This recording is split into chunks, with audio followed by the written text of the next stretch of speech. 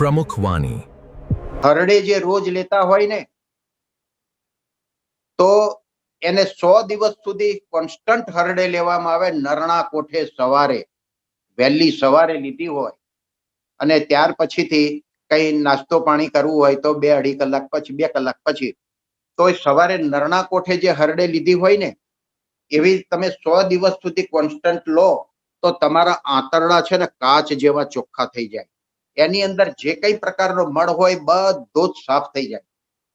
પણ એ સાફ કરી અને હરડેનું બીજું મોટો બીજો શું ફાયદો છે કે માથાથી અંગૂઠા સુધી આખું શરીર ઉટકીને સાફ કરે છે.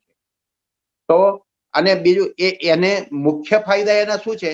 રેચ તો લાવે છે એટલે બધા મોટા ભાગે લોકોના શું માન્યતા છે કે હરડે એટલે રેચ લાવવાની દવા. રેચ લાવવાની દવા નથી. એનું મુખ્ય કામ આ 100 દિવસ બધું ચોખ્ખું આખું શરીર ઉટકીને સાફ કર્યા પછીથી મુખ્ય ફાયદા એના પછી ચાલુ થાય છે. હાડકાની શુદ્ધિ, હાડકાને લગતા તમામ પ્રકારના રોગ દૂર કરે. લોહીની શુદ્ધિ, લોહીની અશુદ્ધિ દૂર કરે. લોહી એકદમ ચોખ્ખું કરે. માંસની શુદ્ધિ, માંસને લગતા રોગો તમામ જે હોય એ દૂર કરે. અને નાડીઓની શુદ્ધિ, આ શરીરની અંદર જે નાડીઓ છે ને એની શુદ્ધિ. તો શું બાકી રહ્યું શરીરમાં? એટલે હરડે જેવી તો આ પૃથ્વી ઉપર બીજી કોઈ ચીજ જ નથી. મહાનમાં મહાન વસ્તુ છે. એના માટે એમ કે છે ઓકી દાંતણ જે કરે, ઓકી દાંતણ જે કરે, આપણે દાંતણ કરીએ ને ઉલ ઉતારીએ ને એ ઓકી દાંતણ જે કરે નરણા હરડે ખાય. નરણા કોઠે દૂધે વાળું જે કરે એ ઘેર વૈદ ન જાય. નરણા કોઠે હરડે એટલે વહેલી સવારે. ઘણાને એમ થાય કે મારે 8 વાગે તો કામ ઉપર જવાનું હોય ને સારું સવારમાં 2-3 શરૂઆતમાં 2-3 રેચ લાગે. તો એ રેચ લાગે તો શું કરવું? તો એક કામ બીજું કરવું.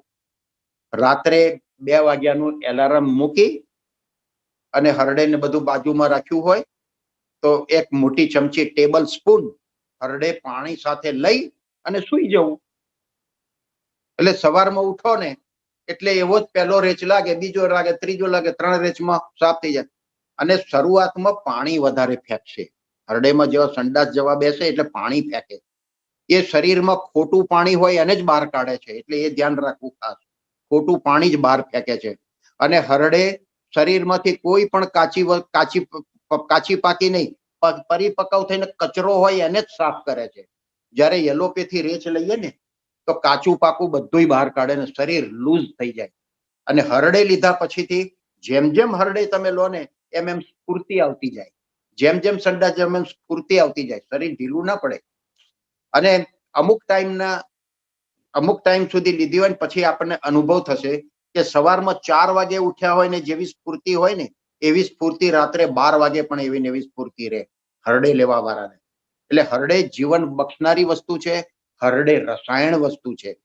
હવે નાના બાળકો જે હોય ને તો નાના બાળકની માતા ધારો કે એક્સપાયર થઈ ગયા. હવે બાળકનું તો બીજાના આશ્રય જ પોષણ કરવાનું રહ્યું. તો આખી હરડે આવે ને ખારેક જેવી આવે છે. આખી હરડે ખારેક જેવી, પાવડર નહીં. તો એને ખલ આવે ને આપણે આરસનો આવે કે પથ્થરનો ખલ કોઈ લીધો હોય તો એની અંદર ટેબલ સ્પૂન પાણી નાખી અને હરડે એક ઘસવાની, આપણે ચંદનની ગોટી ઘસતા હોય ને એવી રીતે એ ખલમાં ઘસવાની. અને એ ઘસારો ચમચી બાળકને પીવડાવે સવારે તો એ બાળકની માતા જીવતી હોય ને અને જેટલી દરકાર એની રાખે ને એના કરતા હરડે એની દરકાર વધારે રાખે. છોકરું માદું જ ના પડવા દે, હૃષ્ટપૃષ્ટ થાય. એટલે આયુર્વેદમાં એમ પણ કે છે કે જે બાળકની માતા નથી એની માતા હરડે છે. હરડે માનું કામ કરે છે. એટલે મોટામાં મોટી વસ્તુ જો આયુર્વેદની અંદર સારામાં સારી જડીબુટ્ટી જેને કહેવામાં આવે એ હરડે છે. એના તરફ લોકોના અણગમો હોય છે. રેચ આવે છે, આમ છે. એટલે ભાઈ રેચ આવે છે તે તો કચરો શરીરની અંદર છે તો સાફ થાય છે. ના હોય તો શું થાય? તો સવારમાં ધ્યાન કોઈ દિવસ ના લીધી હોય એને ટ્રાય કરજો કે સવારમાં સંડાસ જઈ આવો અને ત્યાર પછીથી તમે હરડે લેજો જોઈ. હરડે લીધા પછી કેટલો રેચ આવે છે તો ક્યાંથી નીકળે છે? કચરો પડ્યો જ છે. દરેકના આંતરડાની અંદર 5 થી 7 કિલો કચરો પડેલો હોય છે. એમાં જો કોઈ મીનમેખ નથી.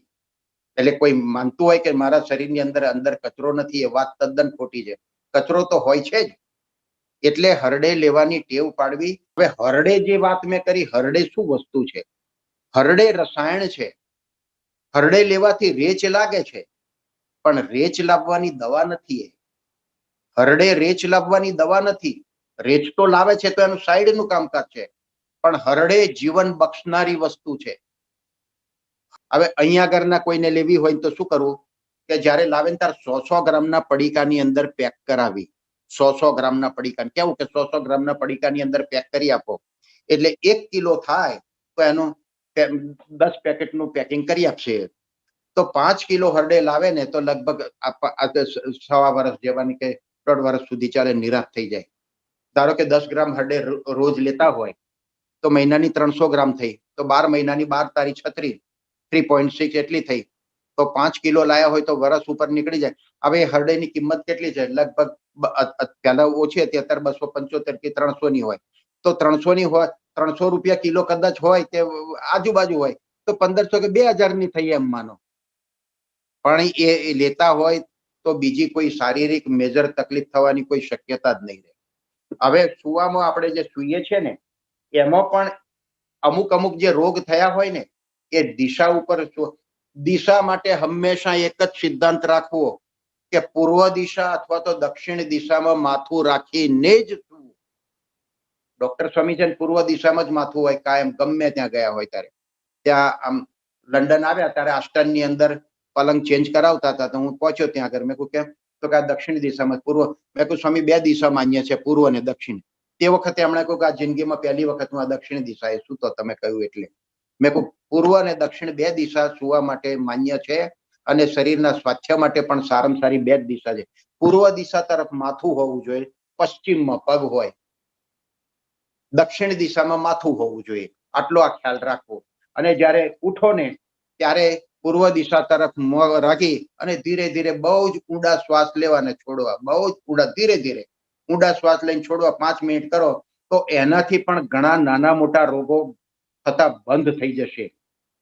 હવે ઘણીવાર કોઈને ફ્રોઝન શોલ્ડર હોય કે મને અહીં આગળ દુખે છે, પકડાયું છે, એ કોઈ પેલા કોઈ ફિઝિયોથેરાપિસ્ટને બતાવવાની જરૂર નથી. ત્યાં આગળ એટલા ભાગમાં વિક્સ લગાવી દો. વિક્સ લગાવી હળવે હાથે બધું, અને ત્યાર પછીથી ઠંડો શેક કરો. ઠંડો ને થોડોક ગરમ, પેલી આપણે ફ્રીજની અંદર રાખીએ છીએ ને કોથળી ઠંડી, એનો શેક કરો થોડો, અને થોડો ગરમ શેક કરો. એ ફ્રોઝન શોલ્ડર જે હશે ને એ તરત જ સારું થઈ જશે. Thank you for watching. For more spiritual videos, please subscribe to the Pramukh Vani YouTube channel. Jai Swaminarayan.